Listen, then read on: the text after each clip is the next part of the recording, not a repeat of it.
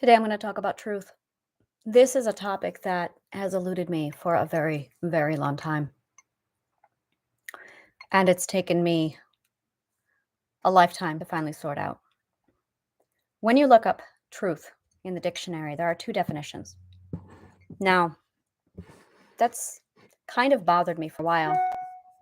But what really bothered me about the concept of truth is that the contradiction that exists between the two definitions of truth. According to the dictionary, the first definition of truth is what you believe it to be. That is the religious definition, what you believe. The second definition is science and law, what is, whether you believe it or not. And that really is what it comes down to, isn't it? Yeah, it is, isn't it? All religion, all of science. It's very black and white, isn't it? My trauma has taught me one thing, that nothing is black and white. Not even truth.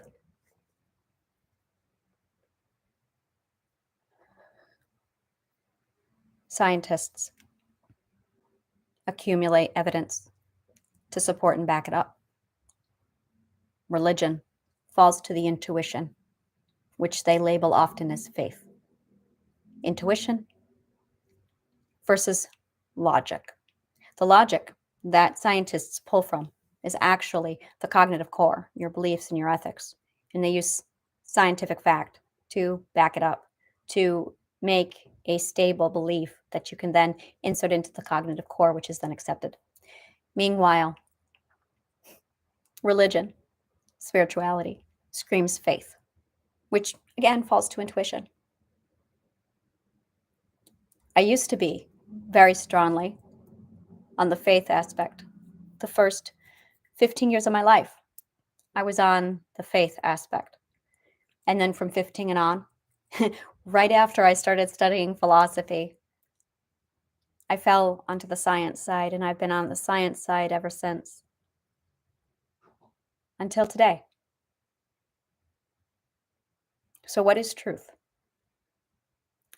I developed something called the Warshak Print Perspective in 2002, right after 9/11. I was with an attorney at that time. He was my second owner, and he had made a rule that if I couldn't logically prove it, then I couldn't do it. So when I tried to break up with him or leave him, he would present a logical argument, and my only way out was through out-lawyering him. But I was 15 years old, and he was 45. He had me psychologically entrapped.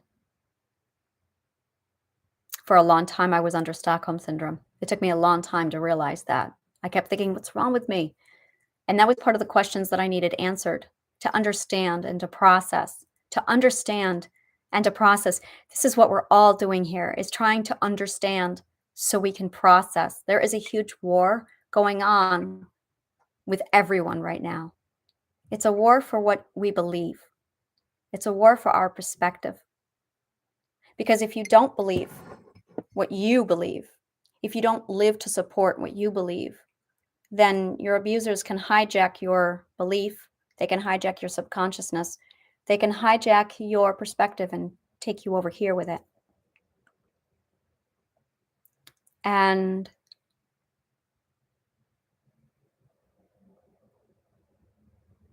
the argument I presented to him, I was 21 when I finally, no, I was 20 years old when I'll get this right. It was right after 9/11. It was January of 2002. I had not yet turned 22, so I was still 21. I was 21 years old. And it just occurred to me, he was screaming at me like he does. And when he screamed at me, I had to listen, and then I had to rebut.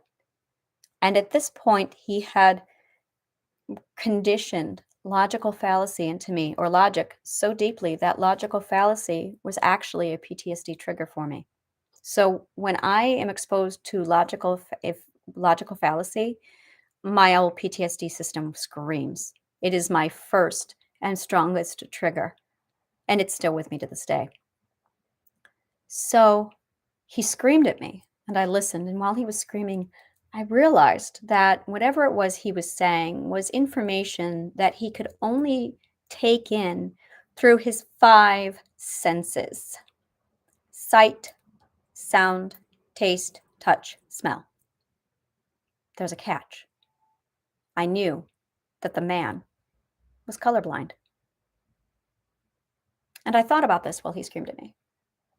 I'm thinking, everything we know about life, all of our perceptions, all of our experiences are only ever measured through five elements only: our eyesight, smell, sound, touch, taste.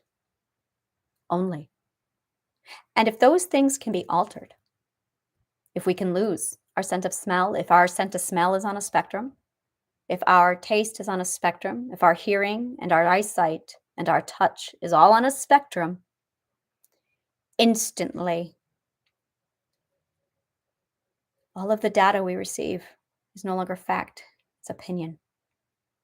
It's opinion.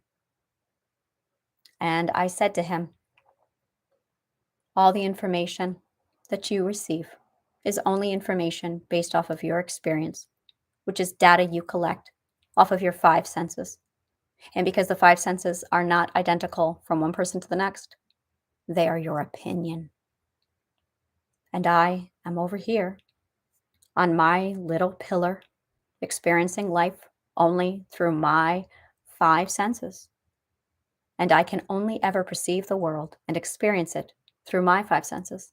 So while I'm taking in this information, I can only assess and take in life with my five limiting perspectives. Suddenly, everything I believe is just pure opinion, and everything he experiences is just pure opinion. And we are all just looking at life with our opinions. And what makes his opinion any better than mine? It's just his opinion. And he screamed at me, and he ranted, and he yelled. And I laughed and said, and that's your opinion. And he screamed, and he said something else. I have no idea what. And I laughed, and I went, and that's your opinion. Instantly, the psychological entrapment he had me under was gone. It was astounding. And I held that Rorschach print perspective with me for the rest of my life.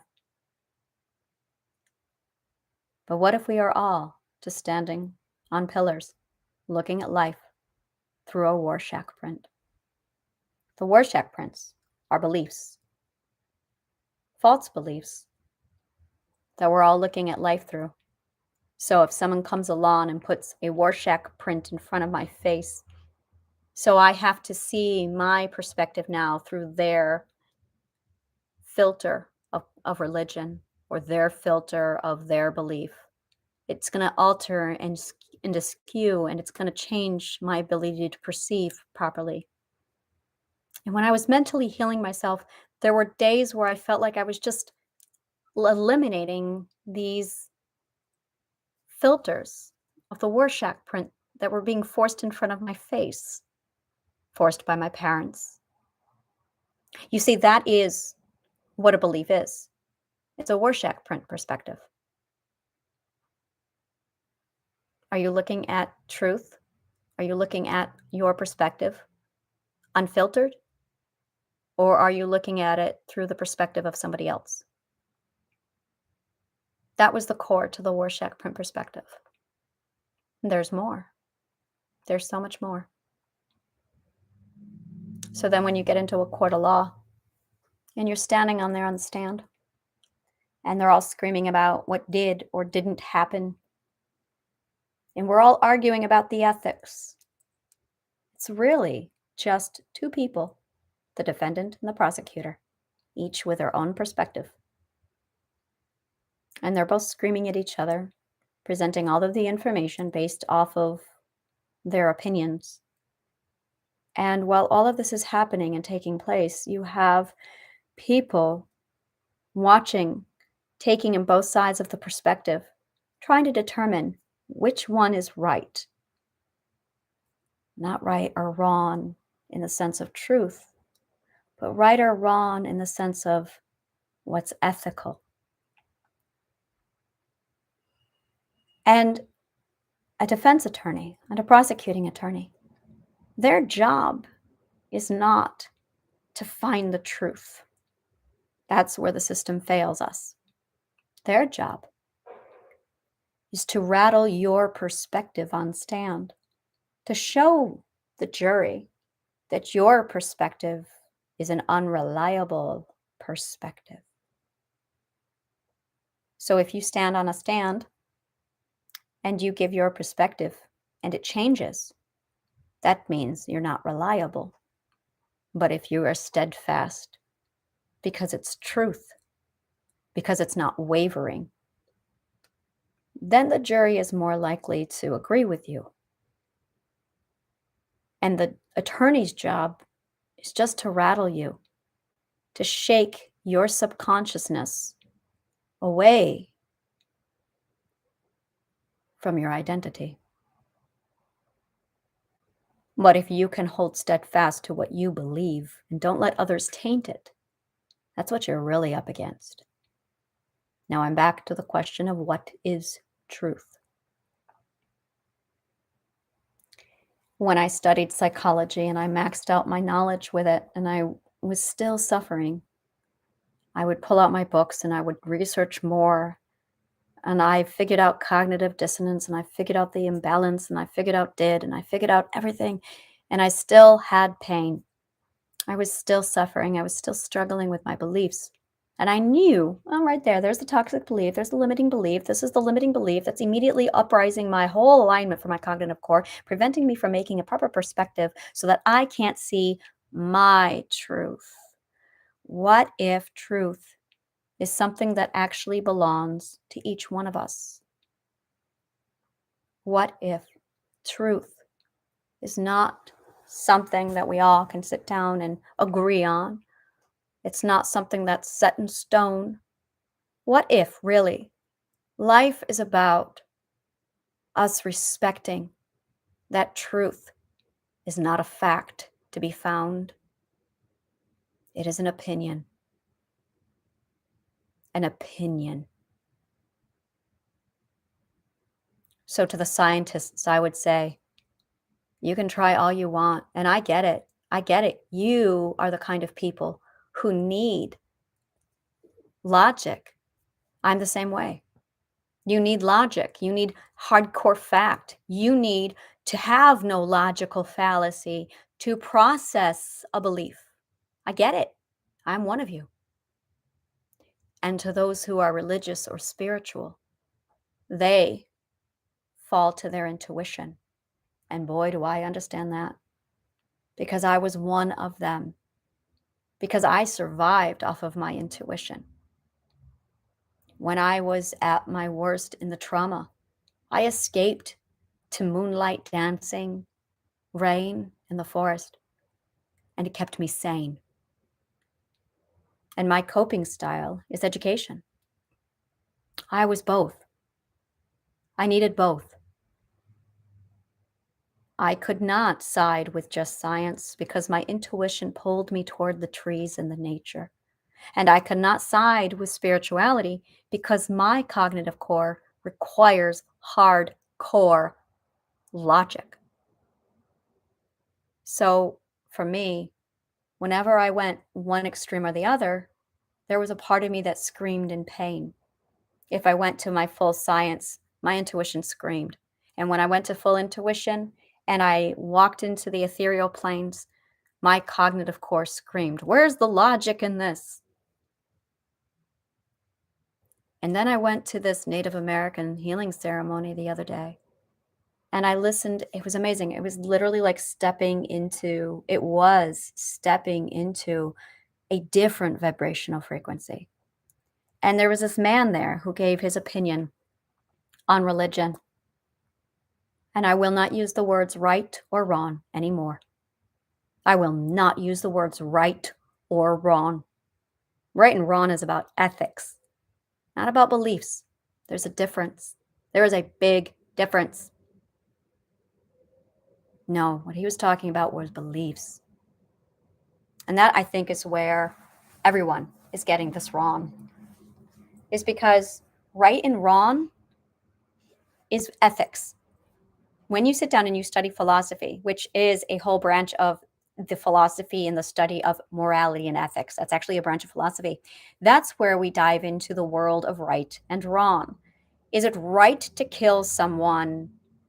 Is it wrong to kill someone? Those questions are about morality. And what you're asking, right and wrong, you're actually saying good or bad.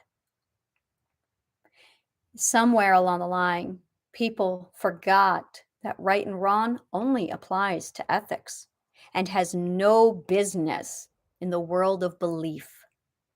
Belief is a personal preference and it has to be respected. This is where trauma comes from. When you are forced to take on a belief that is not your own, it causes trauma. When you are forced to take on a belief that is not your own, it causes mental illness. Don't confuse the right and wrong of ethics with a belief. Narcissists cannot tolerate people who believe different than themselves. And most narcissists will go to severe extremes to make sure everyone believes as they do. Religious abuse is very prolific with this practice. So when we take on a belief, this is very much what we're up against. Our beliefs must be protected and preserved by the individual, by our individuality. We are given two tools, our actions and our voice, to preserve our beliefs. Now, my ethics are solid, right and wrong, but beliefs are my opinions, and they are very fragile. And it is the coming together of the ethics and the beliefs that, when combined, they form our perspective. And an abuser, a narcissist, tampers with our beliefs. And they take terms like right and wrong, borrowing from ethics, and they force them into beliefs. And that's where the cognitive dissonance implodes and we have confusion. And I think this is a huge, huge contributor to the concept of truth. Because when you look in the dictionary and you look up those two terms, we can't even agree on the definition of truth. But here's the thing with the definition of truth. Not only can we not agree on it, but the definitions that we've laid out are totally opposite and contradicting of each other. And furthermore, one of those definitions is held and practiced in a court of law,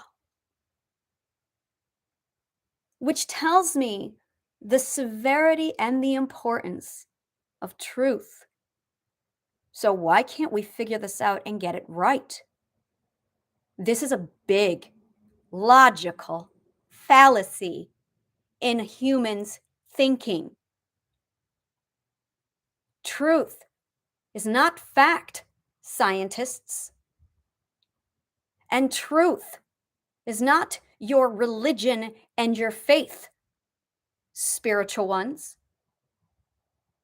I believe that truth is a conglomerate of our opinion,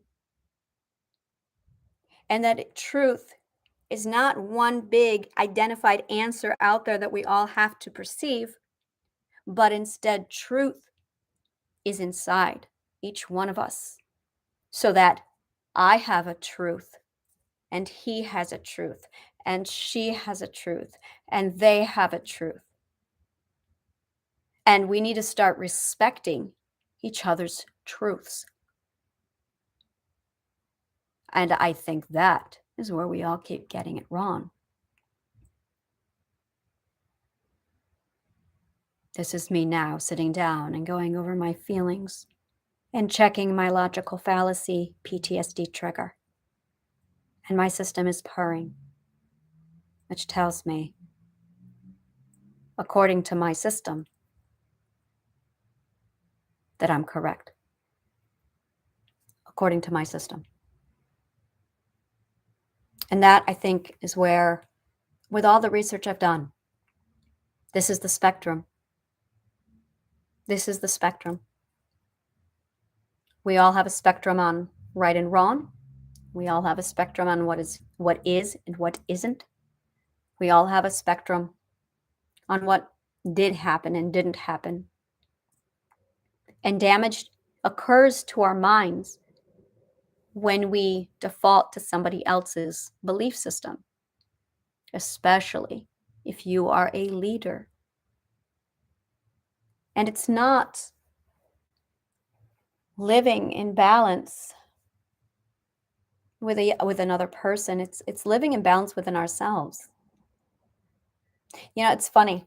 When I was doing my billionaire millionaire research, looking into the psychology of a millionaire and a billionaire, one of the things that really kept coming forward for me, one of the things that really spoke out to me was, God, it's so extraordinary. It really is extraordinary. One of the things that really came out to me was, oh, I just lost my train of thought. I had three thoughts just that came into me.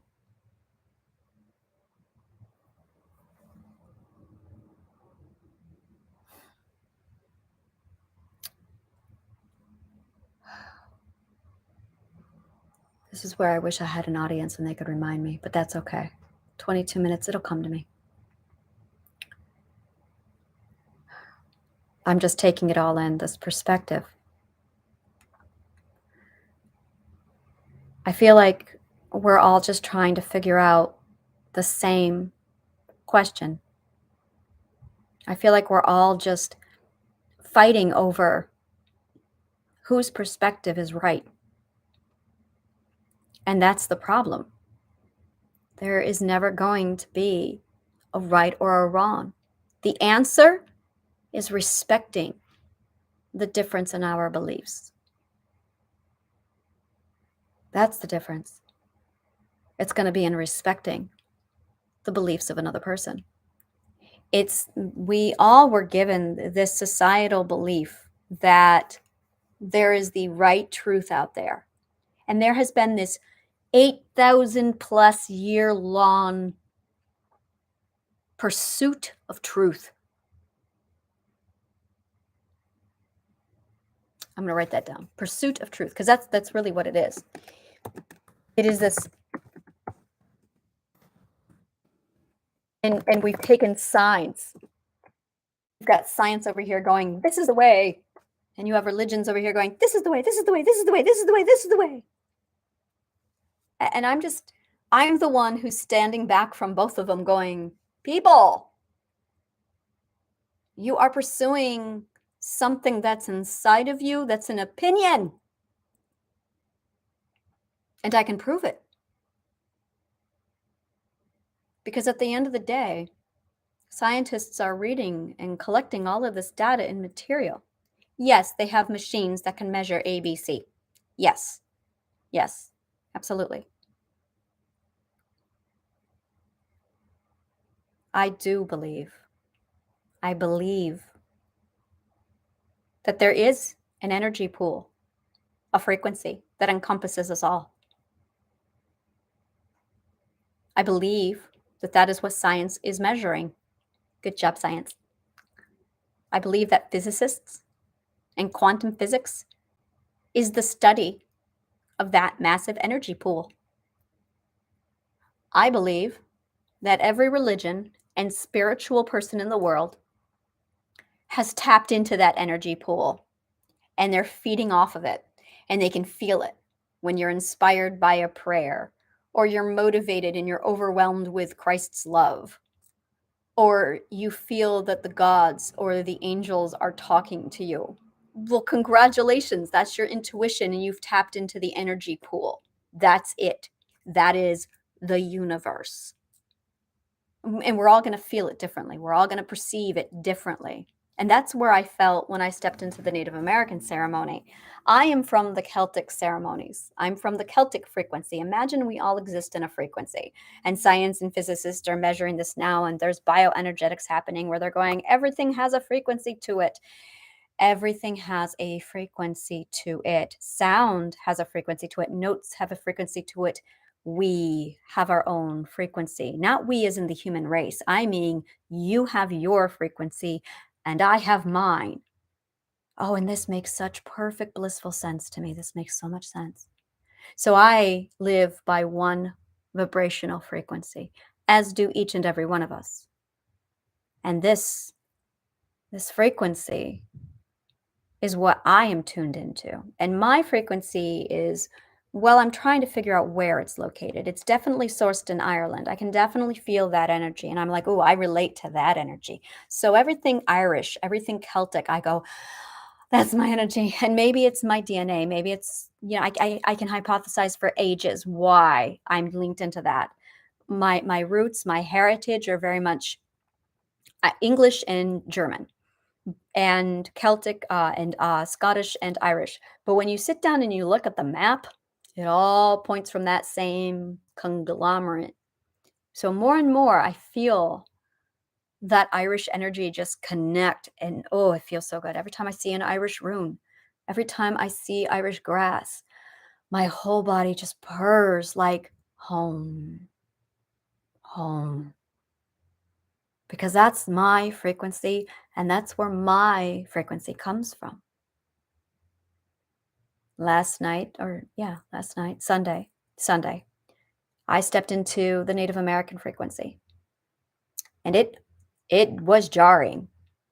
And I went, whoa, the music here is different. The vibrational harmony is different. Like everything is different. And I couldn't find the rhythm. They gave me the drum, and I really struggled finding the beat. And I'm like, wow. And I knew what it was. I knew based off of my data, my perspective, my beliefs, and my truth, that it didn't fit right.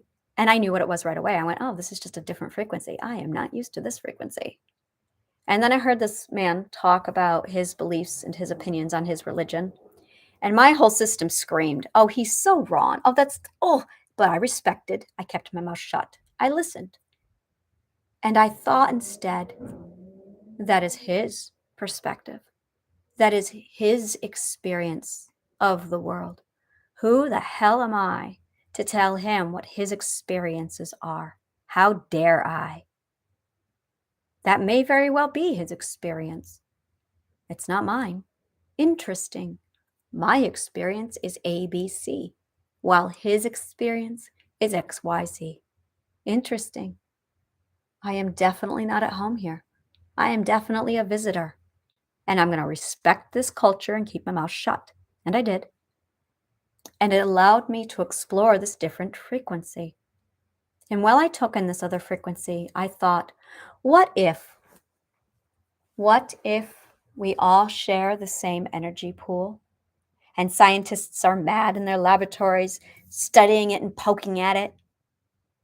I just see scientists at CERN poking at it, going, what is this thing? What is this thing?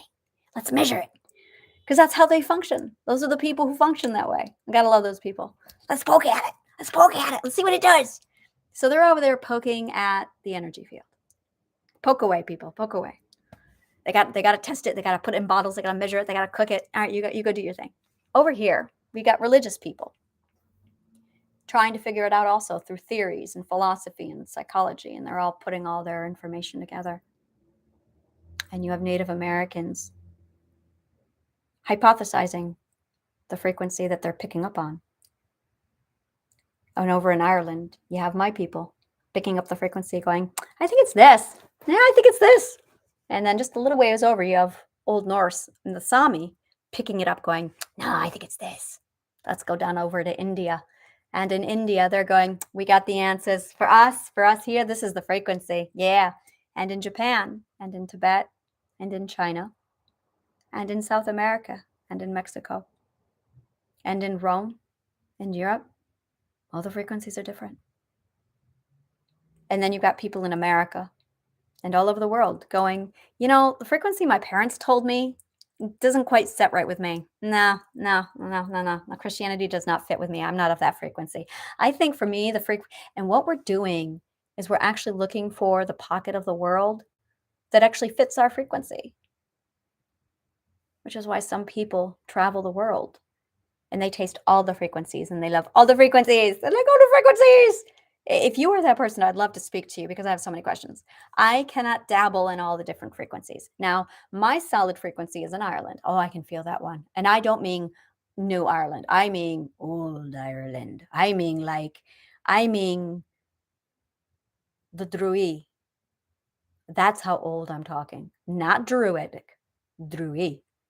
I mean the Keeley and the Feely and the Bards. Older still. That's the frequency that I'm tuned into. The Seidh from the Old Norse, Seidkona. That's my frequency. That's the one that I vibrate to, that I just go, there's my harmony.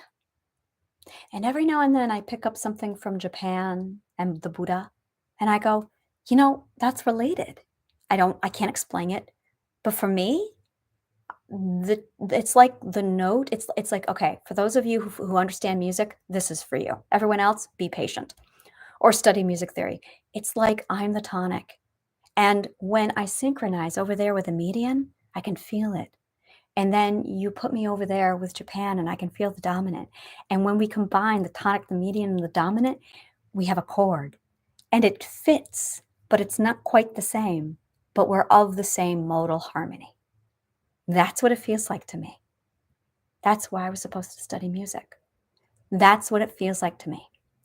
And then you've got Native Americans who might relate to other religion. It's why we have that call and that need to go to another country that's not ours. I remember this one episode of MASH. He was born in, I don't know where he was born, Hawaiian maybe, or he was born in America. I can't remember, but he's definitely American. And he talks about how he knows he was adopted and he belongs in Japan and his dream is to go to Tokyo. And so it's one of those episodes where if you get me X from this person, then I'll get you B. So then Hawkeye goes and he gets X, but he can't get X unless he does somebody else a favor, and he has to do somebody else a favor, and he has to do somebody else a favor. And it's all because this man, this dentist, wants to go to Tokyo. And I remember hearing his passion going, I must have been adopted. I belong in Tokyo. And I felt the same way about my Ireland. I'm going, I must have been adopted. I belong in Ireland. And it's not that I'm adopted, it's that my vibrational frequency is tuned to that of Ireland. So that when I'm there, when I hear it, when I take it all in, I'm home. Because that is where my vibration resonates. And every one of us has that vibrational tone. My mother, Christian obsessed. She is a Jesus lover. I walk into her home and I'm just like, Mom, you got all this Jesus love all over. I love her. I respect her. And I pick on her. And we have a very wonderful, beautiful relationship, my mother and I. And I pick on her. I'm like, Mom, you got all this Jesus love everywhere. She's got magnets. She even was given, I think I did it. I'm pretty sure I did it. I found a bell that said, ring if you love Jesus. And I bought it for her for Christmas. And she runs around ringing it. And I'm like, Mom, the Jesus love. It's great. It's beautiful stuff. It's beautiful stuff. It's her frequency.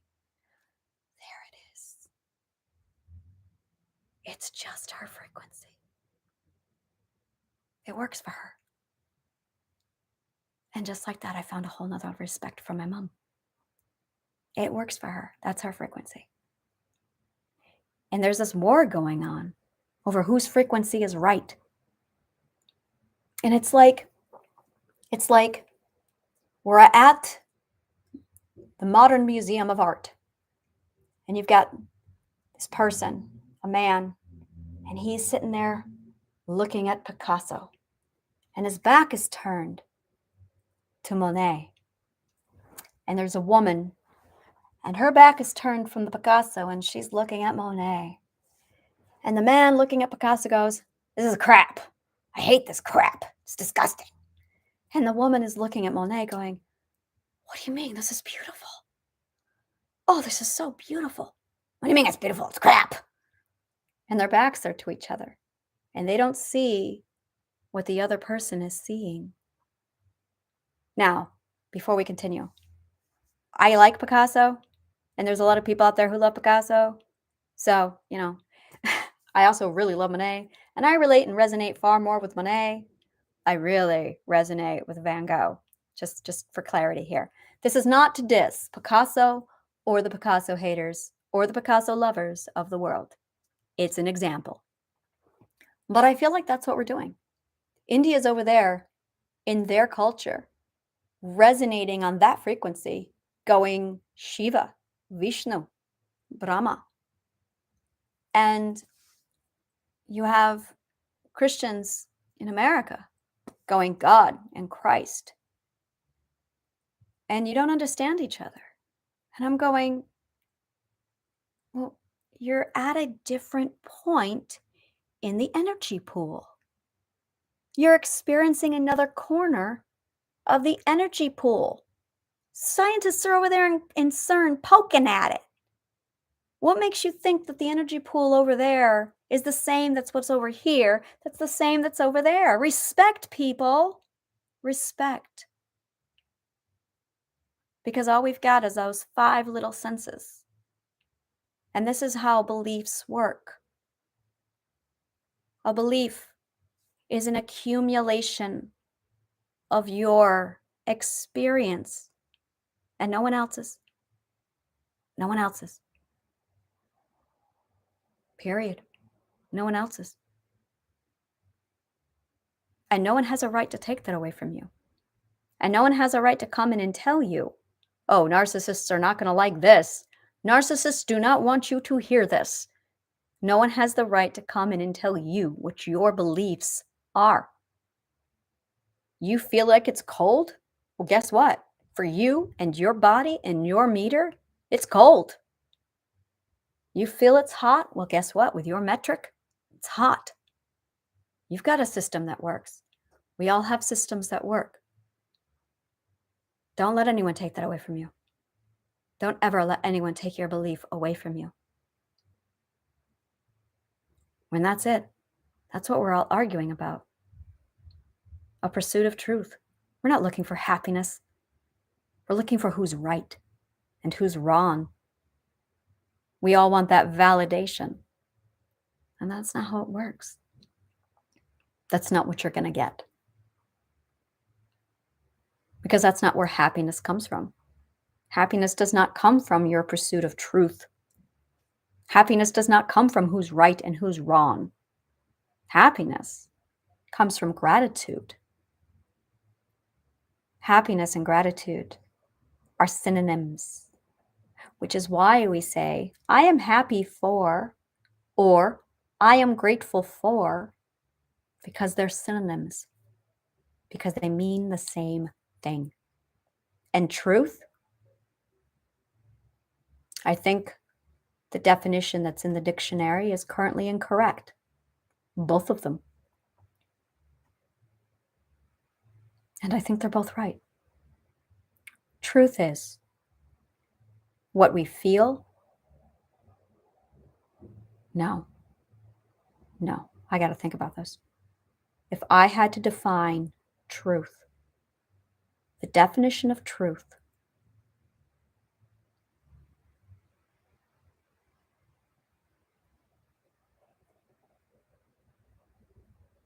is reality. It's the opinion of one's reality based solely on how they experienced it.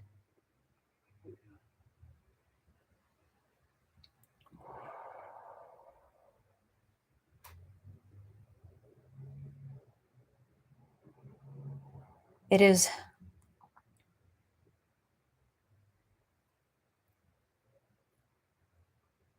the opinion of one's reality.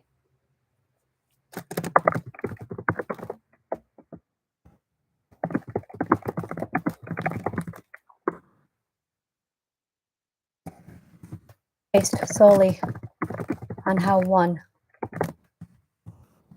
perceived it. Truth. The opinions of one's reality, based solely on how one experienced it. For a scientist, they experience reality through data, through hardcore measured information. And for religious people or spiritual people, their opinion of reality is taken in through feeling this energy pool. There's a post going around right now on Facebook. I absolutely love it. Christians call it prayer or the Holy Spirit. Hinduists call it meditation. Wiccans call it the universe or the nature. We're all arguing over its name, but we're not denying that it exists. Scientists call it, I can't remember what the scientists call it. They even had a name in there for the scientists. Scientists called it, I can't remember. The electrical current. I can't remember. It was really clever, but literally they had over 8 names listed, and it was a breakdown of how every religion, well, most religions, most major world religions, and scientists and atheists even all refer to it as. Atheists refer to it as intuition. Yeah, it's quite clever. And when you take all of that in, it's this massive, massive spectrum of we're all arguing about what you call it, but none of us are denying that it's real. And you know what? I think that's it, is we're getting closer to the truth. I think we are. And the truth is that we are all in pursuit of the ultimate answer. We're all trying to find the truth, and we're all arguing over the perception and the pursuit. But it is the opinion of one's reality based solely on how we perceive it. And we're all in our little frequency pool over here, and you're over in yours. And instead, I want to have this conversation. So this is how the energy pool feels to me today. How does it feel to you? What's the energy pool doing over there? My energy pool is cold. Oh, it's always cold, like a cold rain. Always. Oh my God. When it rains and it's like 60, 65 degrees out, that's when the vibrational harmony hits its fine point with me. And that's when it calls to me to go and dance out in the rain. That's at the heightened of, oh, the frequency is so high today. It's like tuned right into me. And then it's like it's the same frequency you hear when you listen to an Irish song, an old one. It's the same type of music. I can hear it. A lot of people think I'm crazy, but bagpipes, oh my God, bagpipes are right on that frequency. Oh, it's such a good sound to me. Ooh, grrr, see it purrs. It's like, yes, yes, yes. That's my frequency. Oh, that is so my frequency. It's such a beautiful frequency. And you know, what's funny is when I hear the Spanish language and when I hear salsa music, that I don't know why. I There's even an Irish song called Spanish Woman. There's an Irish song called Spanish Woman. And whenever I tune into that, it's like it's like that's my cognitive, that's my harmony right there. That's it. That's it. Ooh, I can feel it. And I'm over here in my Irish harmony, and when I hear that, the Spanish, it's like this gorgeous, perfect fifth. That's what it is. Back to the music. It's my perfect fifth. That's it. I'm keeping that. I'm keeping that. That's it. With my Irish frequency, the Spanish culture, the Puerto Rican culture. The Puerto Rican culture is my perfect fifth. and I love the musicians in the audience who get that. It's my perfect fifth. Yes. So it's just like this warm blanket of just cozy, fuzzy, beautifulness. And this is the beautiful thing is it happens in people too. So I have my frequency. My frequency. I love my frequency. And when I was doing my mental work, when I was working on my subconscious health and my intuitive health, that's what I do. Subconscious health, and I'm balancing it with my intuitive health. And I was bringing them together. I was bringing these gorgeous things together. Oh, it's like I just unleashed and I stepped into my own, and I have this massive frequency that it's now all of my own. I found my note. That's it. I found my note. Now you take my VIP, my very important person. My VIP, when he steps to me, when he comes to me, is like, oh my God, he's on the same frequency. Everyone else seems off to me. Everyone else kind of like, yeah, you feel good. All right. But him, oh no. Oh no, no, no, no, no, no, no, no, no, no, no. And I can feel it. And it's I can't explain it any other way. He's not my husband. He's not my boyfriend. We're not dating. We're single.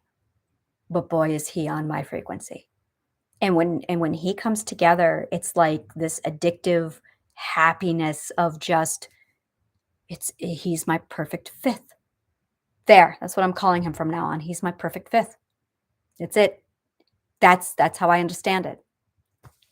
And I said that to him yesterday. Not that he's my perfect fifth, but that he's just in my frequency. And I'm like, look, I have a vibrational frequency. Every one of us has our own vibrational frequency. I said, for some reason, he resonates with mine perfectly. He's my perfect fifth. That's it. And I think that's what a soulmate is and a twin flame. And I don't like to get into all of that. I really don't. I dabbled in it. And it's not just that. I had a cat who was also tuned into my frequency. Oh my God, Tribble and I. Like, really? Tribble's my soulmate. Tribble was my soulmate. She was on my frequency.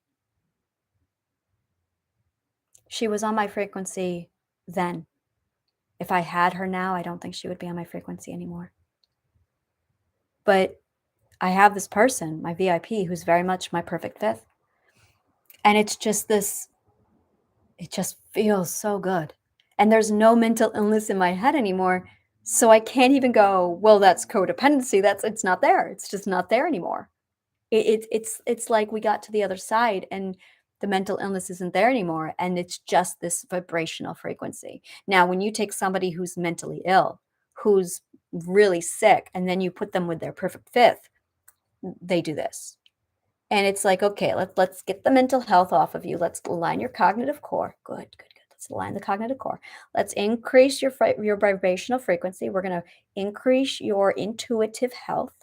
When we bring up your intuitive health, then you're going to find a balance between your cognitive core, your cognitive health, and your intuitive health. You're going to find that balance. And now there's your frequency. There's your note.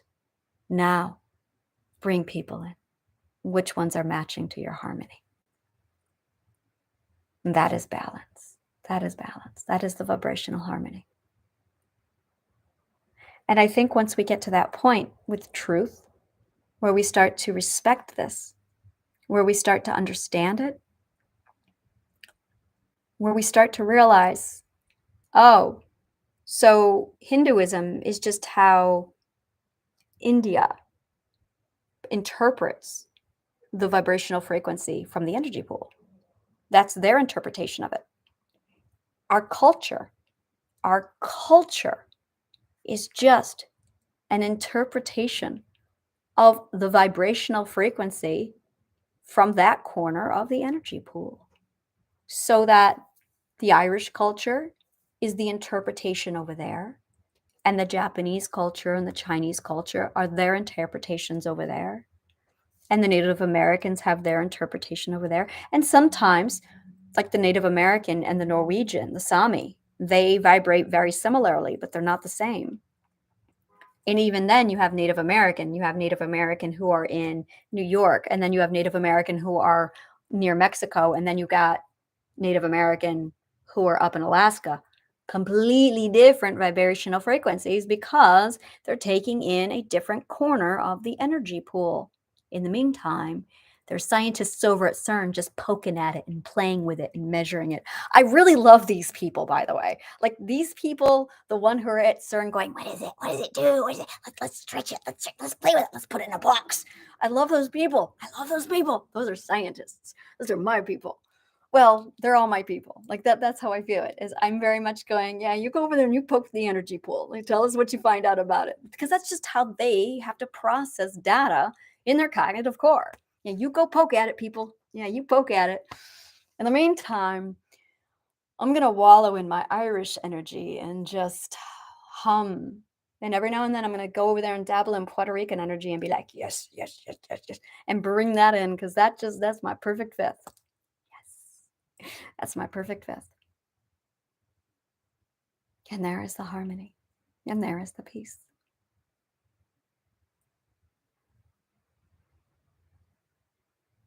Take it all in. These are the perspectives of Anna. Like the welcome to perspective shift. Shifting perspectives. I do believe this is my first podcast. And I just had a thought. And I'm like, oh, I gotta tell the world. So this is me telling the world. And yeah, a lot to take in. As always, all of my gorgeous links are below. I have a lot of different projects and they're scattered all over the internet. I have my ethereal studies located on Facebook. I have the Healing Garden on Facebook. I have my YouTube channel, which is where you are now. I use YouTube to kind of bring all the pieces together and connect everything together. And I'm growing. So, as always, if you find any of this information valuable, please consider leaving a donation. If you are interested at all in receiving coaching or any kind of psychological information, I have a brochure that I just opened and released today. It lists my services and my price points. Very, very excited about this because I'm just very happy. It's the first time I've been able to put everything together and my frequency just beamed with happiness. You know you get it right when. So if you want one-on-one instruction on how to align and balance, the Healing Garden is the place to go. That's all we do there is align and then balance. So thank you so very much for joining me. And as always, may the kindest of words always find you. And this is the part where I try and find out how to end the stream.